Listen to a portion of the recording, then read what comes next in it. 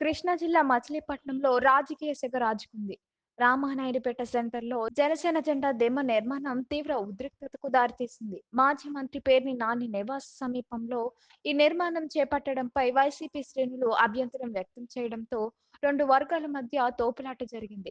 YCP నేతలు బొర్రా విఠల్, మేకల సుబ్బన్న ఆధ్వర్యంలో జనసేన నేత సాయన శివయ్యపై దాడికి యత్నించడంతో పరిస్థితి నివురుగప్పిన నిప్పులా మారింది. సమాచారం అందుకున్న జనసేన నియోజకవర్గ ఇన్ఛార్జ్ బండి రామకృష్ణ ఘటనా స్థలానికి చేరుకొని వైసీపీ దాదాగిరిని తీవ్రంగా ఖండించారు. పోలీసులు రంగ ప్రవేశం చేసి ఇరు వర్గాలను చెల్లాచెదురు చేశారు. ప్రస్తుతం అక్కడి భారీ పోలీస్ పికెటింగ్ ఏర్పాటు చేశారు. శాంతియుత మచిలీపట్నంలో జనసేన అల్లర్లు సృష్టిస్తోందని వైసీపీ ఆరోపిస్తుండగా దౌర్జన్యాలకు భయపడేదే లేదని జనసేన హెచ్చరిస్తుంది.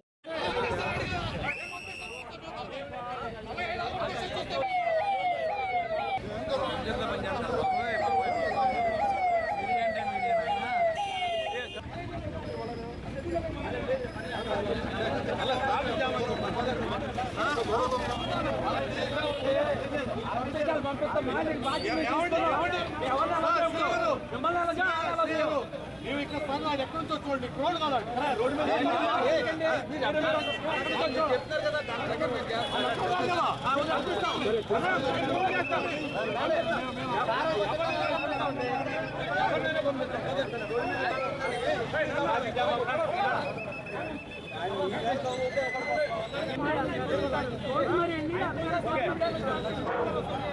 దయచేసి కొంచెం రోడ్డు క్లియర్ చేయాలండి.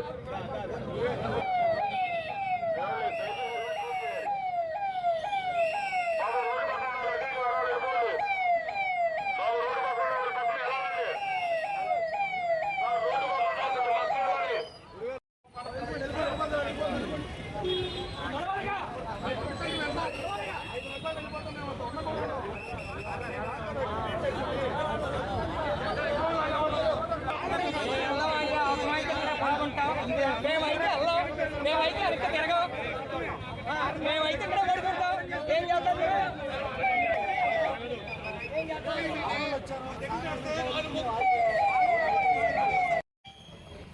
దయచేసి రోడ్ క్లియర్ చేయాలండి. ఆ బళ్ళు జీ వెనకాల కూడా కొంచెం లేదానండి. జీ వెనకాల కూడా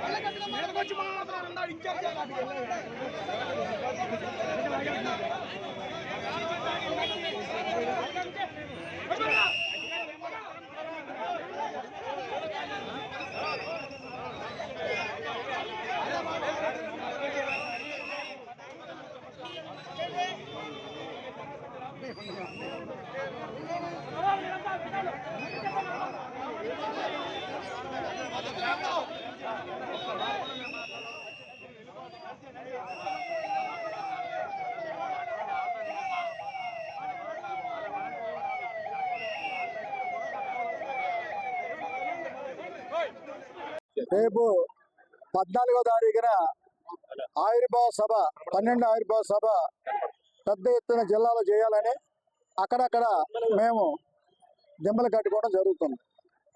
ఇందులో భాగంగా ఇక్కడ ఇన్ఛార్జి సాయం శివ గారు ఇక్కడ దిమ్మ కట్టుకుంటున్నారు. ఆ దిమ్మ కట్టుకుంటే ఈ సెంటర్లో కడతాకి వెళ్ళలేదు. ఈ సెంటర్ ఏమన్నా వీళ్ళ సొమ్మ, వీళ్ళు ఎవరండి ఆపడానికి కుదరదు, కట్టి తీరుతాం. ఎందుకంటే అది ఎవరైనా మాట్లాడితే అధికారులు మాట్లాడాలి. వీళ్ళు ఎవరు మాట్లాడతారు? డైరెక్ట్గా మాట్లాడడానికి వీళ్ళకి అధికారం లేదు. వీళ్ళు ఏదో రబడేదో అనుకుంటున్నారు. చాలా మంది మచిలీపట్నం రబడేలు చాలా మంది చూసామేమో. దేనికి భయపడేది మేము ఎవరి జోలికి వెళ్ళాం. మా జోలికి వస్తే మాత్రం ఎక్కడ తగ్గేది ఉండదు. ఎందుకంటే మేము ఇక్కడ దిమ్మ కట్టుకుంటే కట్టుకోమండి. ఎక్కడన్నా వైసీపీ ఇష్టమైనది కట్టుకోమండి. రామనాయుడుపేటలు కట్టుకుంటారు, లేకపోతే మా యొక్క హోటల్ దగ్గర కడతారు. ఎక్కడికైతే కట్టుకోమండి. మేము ఎందుకు వద్దంటాం? మేము ఎవరు ఆపడానికి? మా దిమ్మ ఆపడానికి వాళ్ళకి ఏం అధికారం ఉంది? ఆపాలంటే అధికారులు ఆపాలి, లేదంటే పోలీసులు ఆపాలి. వీళ్ళెవరు డైరెక్ట్గా మాట్లాడుతున్నారు వచ్చి. కనుక నేను అక్కడికి కూడా రేపు పర్మిషన్ తెచ్చుకుని కట్టుకుంటాం. ఎవరు ఆపుతారో చూస్తాం. రామనాయుడుపేట సెంటర్లో ప్రజారాజ్యం దిమ్మ కట్టినప్పుడు ఆ రోజున కూడా ఇబ్బంది పెట్టారు. ఇవాళ కట్టడం లేదు. మేము ఊరుకునే ప్రసక్తి లేదు. దాదాగిరి నాన్నగారి దగ్గర ఉంటది, ఆర్కే గారి ఇల్లు దగ్గర ఉంటది, కోలరావు గారి దగ్గర ఉంటది. వద్దంటాక ఎవరు? వాళ్ళకేంటి అధికారం? వాళ్ళ ఇంటి ముందు మనం కడతలా, అన్ని సెంటర్లో కడతాం. వాళ్ళ వల్ల మాట్లాడదాం. వాళ్ళకి ఏముంది? గొడవ పెట్టుకోకూడదని మేము వాళ్ళు చెప్తుంటే వాళ్ళు వచ్చి మెసగాడు కట్టుకో, ఇక్కడ కట్టుకో అన్నాడు. మనం ఏమైనా మాట్లాడుతున్నావా? మేము పోలీసులు వచ్చారు, చెప్పారు ఎస్సీఏ గారు గొడవలు వద్దు, మీ పర్మిషన్ తీసుకొని కట్టండి. ఎవరు పర్మిషన్ ఉంటే మన ఎవరు ఆపమన్నారు. ఆ రకంగా బయటకు వచ్చాం. వాళ్ళే దాదాగిరి అనుకున్నారు. ఈ దాదాగిరిలో ఎవడో భయపడ్డు చాలా మంది చూసాం. మేము పవన్ కళ్యాణ్ గారు గొడవలు ఇష్టపడ్డు. అలా అని మేము మా జోలికి వస్తే మాత్రం మేము చూద్దాం. ఎందుకంటే అలా ఉండాల్సిందే. మా కార్యకర్తల జోలికి కానీ, మా నాయకుల జోలికి కానీ ఎవరు వచ్చినా సరే మేము వెనక తగ్గేది లేదు. ఇది మా జోలికి వస్తే మేము వెళ్తాం. మేము ఎవరి జోలికి వెళ్ళాం.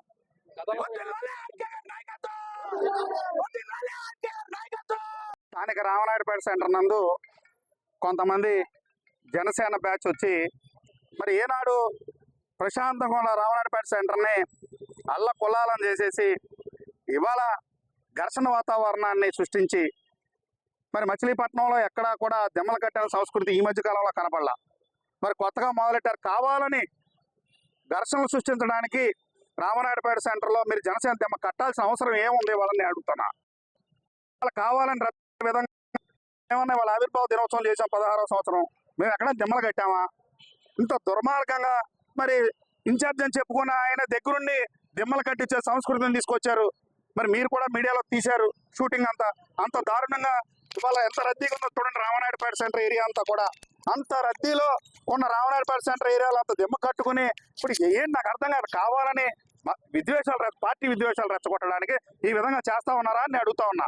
మీరు ఇలాంటి సంస్కృతి ఇలాంటి ఆచరణ కార్యక్రమాలు కానీ చేస్తే ఖచ్చితంగా వైఎస్ఆర్ కాంగ్రెస్ పార్టీ దాన్ని ప్రతిఘటించాల్సిన పరిస్థితి ఏర్పడుద్ది. మీరు ఇలాగే చేస్తే మాత్రం మేము కూడా చూస్తూ ఊరుకోం.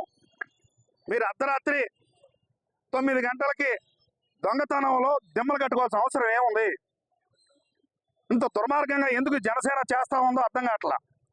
మీరు ఇదే వ్యవహారాలు కానీ ఇలాగే మీరు నడుపుతూ ఉంటే మచిలీపట్నంలో మీరే ఆలోచించుకోండి ఏం జరిగిద్ది అనేది. మరి ఆయన కొంతమందిని ఒక 100 మందిని వేసుకొచ్చి ఇష్టారాజ్యంగా మాట్లాడతాం. మేము అప్పుడే వచ్చాం. ఒక ఆయన అంటాడు ఇక్కడ కానీ దెమ్మ కడితే తలకాయలు లేచిపోతే, దెమ్మ కట్టనేకుండా తలకాయలు లేచిపోతాయి అంటున్నాడు. మరి ఆయన ఎంతమంది తలకాయలు తీసాడు నాకు తెలియదు. ఏంటి బెదిరిస్తా ఉన్నారా వైఎస్ఆర్ కాంగ్రెస్ పార్టీ కానీ? జనాలని భయభ్రాంతులు చేస్తా ఉన్నారా ఏంటి అన్నా? ఈ సంస్కృతి ఏంటి? మరి పోలీసు వారు వచ్చి కనీసం ఇరు వర్గాలను చెదరగొట్టట్లా, మమ్మల్ని మట్టికి తోసేసి అడ్డగోలుగా మీరు వెళ్ళిపోవాల్సిందే అని చెప్పి మాకు హుకుం జారీ చేసి మమ్మల్ని లాక్కుండా తీసుకెళ్ళిపోతా ఉన్నారు. వాళ్ళనేమో అధికార పార్టీ ఒక ఆయన అంటాడు మేము అధికారంలో ఉన్నాం మా ఇష్టం చేస్తామంటాడు. ఇన్ఛార్జి పక్కన ఉన్న ఆయన అధికారంలో ఉంటే పర్మిషన్ లేకుండా అడ్డగోలుగా దొడ్డి దారిన 9 గంటలకి దెమ్మలు కట్టుకునే సంస్కృతి నడుస్తుందా జనసేన పార్టీలో అని అడుగుతున్నా. దుర్మార్గంగా చేయొద్దు. కాలం ఎప్పుడూ ఒకేలాగా ఉండదు.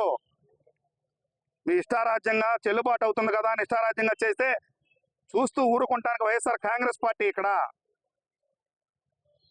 మీరు ఏమన్నా మేనవేషాలు లెక్కించవచ్చు, మీ ఇష్టం మీకు ఎక్కడైనా బలం ఉన్న చోట చూసుకోండి అంతే తప్పితే మీ ఇష్టారాజ్యంగా అడ్డగోలుగా వాళ్ళ కాలేజీలు రూట్ దారి లేని ఏరియాలో మీరు దిమ్మలకు పెద్ద పెద్ద దిమ్మలు కట్టేసి మీరు జనసేన దిమ్మ కట్టేస్తానంటే చూస్తూ ఊరుకుంటాకి ఎవరు లేరు. మీకైనా పర్మిషన్లు ఉండి అలాంటివి ఏమైనా ఉంటే చూపించండి, ఎవరిచ్చారో చూద్దాం. అంతే తప్పితే దయచేసి రామనాయుడుపేట సెంటర్ని ప్రశాంతంగా ఉంచమని మీ అందరికీ చెప్తా ఉన్నా.